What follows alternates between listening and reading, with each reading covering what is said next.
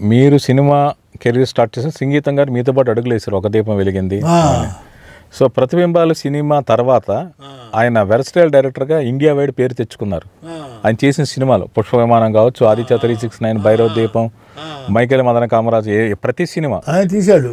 మరి ఆయన brand image మీ cinema ఉపయోగపడలేదా? మీరు తర్వాత మళ్ళీ ఎప్పుడు సంగీతం గారిని కలవలేదా? సంగీతం గారిని కలిస్తే ఆయన కన్నడ రాజ్కుమార్ పిక్చర్లు 2 పిక్చర్లు ఇచ్చారు, కొడుకుతో ఒకటి ఆయనతో ఒకటి ఇస్తే, మరి నాగేశ్వరరావు గారితో కాల్ షీట్లు ఇచ్చినవి నీకు ఆయనకు కుదరలేదండి, మరి మీరు ఇలా ఇస్తే ఎట్లా అని ఆయన మాటలతో చెబుతూ ఎస్కేప్ అయ్యాడు. నేను కోప్పడ్డా, ఏరు దాటి తెప్ప తగలేసే పద్ధతి చెప్పకండి, నీకు సినిమా లేదని వస్తే బతిలాడితే నేను సినిమా నాగేశ్వరరావు గారు పిలిచాడు, మన ఇద్దరు రమ్మన్నాడని వెళ్ళి తీసుకెళ్ళి నాకు కాల్ షీట్లు ఇప్పించి నా సినిమా ఇవాళ బ్రేక్ పడితే నువ్వు అలాగా తేరుకొని వెళ్ళిపోతావా, నీదోనా ఇదే కదా ఏరు దాటి తెప్ప తగలేటువంటి బాగా కోప్పడ్డా, బాగా పిల్లి అయిపోయాడు. సరే ఎందుకేం చేస్తావు, వాడు మాత్రం ఏం చేస్తాడు, వాడు అవకాశం వాడు చూసుకున్నాడు, ఏడు దాటి తప్పదు ఏం చెప్తాను సార్, ఆడ పెద్ద పేరు డైరెక్ట్ అయిపోయాడు. నేను వాడిని తిట్టినది ఏముంది, పేదవాడి కోపం పెద్ద విషయం అన్నట్టు నాకు దరిద్రం ఇంకా పైన పడి వేసుకుంటాం, కానీ అనుకొని ఆలోచించుకొని నా కోపాన్ని నేను దిగమెంకొని ఊరుకున్నాను సార్. ఇప్పుడు ప్రతిబింబాల సినిమా రిలీజ్ చేసినట్టు నాగేశ్వరరావు గారి ఫ్యామిలీ మెంబర్స్కి మీరు చెప్పారా లేక?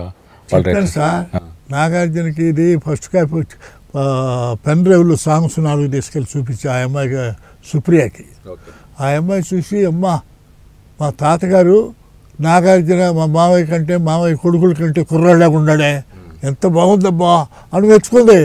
మెచ్చుకొని 5.1 తీసి రండి రిలీజ్కి నేను ఏర్పాటు చేపిస్తాను మావయ్యతో చెప్పి అంది. సరేనే 5.1 వచ్చిన తర్వాత రిలీజ్కి అని ఆ అమ్మాయికి ఫోన్ చేస్తే ఆ సాయిబాబా అని వాడు రమ్మన్నాడు. రమ్మని వాడు అంటాడు చెప్పాలంటే, వాడు ఏమంటాడు, నేను మా రాజేశ్వరం ఇద్దరు వెళ్తే వాడు కూర్చోబెట్టి, వాడు ఎవడో గుంటూరు థియేటర్ ఒకడు ఉన్నాడు, వాడు ఫ్రెండ్ అంటాడు, అభిమానులు చాలా ఇదిగా ఉన్నారు, 20వ తారీఖు మా బర్త్డే నాగేశ్వరరావు గారిది, ఆ రోజున మంగళవారం అయింది, ఎప్పుడు రిలీజ్ కాదు, తర్వాత 3 రోజులకి శుక్రవారం వస్తుంది, ఈ 3 రోజులు పిక్చర్ని అభిమానులకి ఒక్కో సెంటర్లో ఒక్కో ఫ్రీ షో చేసి చూపిద్దాం, ఆ తర్వాత బాగా అందరూ ముందుకు వస్తారు అని అన్నాడు. ఓరిని ఆలోచన చెబుతావు ఇద్దరు అనుకుని నేనేం చేశాను, ఆహాహా సాయిబాబా ఏం ఐడియా ఇచ్చావు, గొప్ప ఐడియా ఇచ్చావు, ఇప్పుడు సుప్రియాని కల్పించు, సుప్రియాతో మాట్లాడి ఏం నిర్ణయం చెప్పుద్దా అది కూడా మాట్లాడదామని చెప్పి ఆయన్ని పొగిడి, సరే వస్తాను, ఆ అమ్మాయి వచ్చినాక నాకు ఫోన్ చేయను. వచ్చా, ఆ అమ్మాయి వచ్చింది, వచ్చిన తర్వాత నాకు ఫోన్ చేశాడు. ఫోన్ చేస్తే టైం బిజీగా ఉంది, అమ్మాయి తర్వాత ఫోన్ చేస్తాను, ఆ అమ్మాయి వీళ్ళు చూసుకొని ఫోన్ చేస్తాను అన్నాడు. అంతే ఏం చెబుతాడు, అడ్డం చుట్టి ఏం చేయాలి చెప్పు, ఏమండే ఇలాంటివన్నీ ఎవరికైనా చెప్పుకుంటామండి.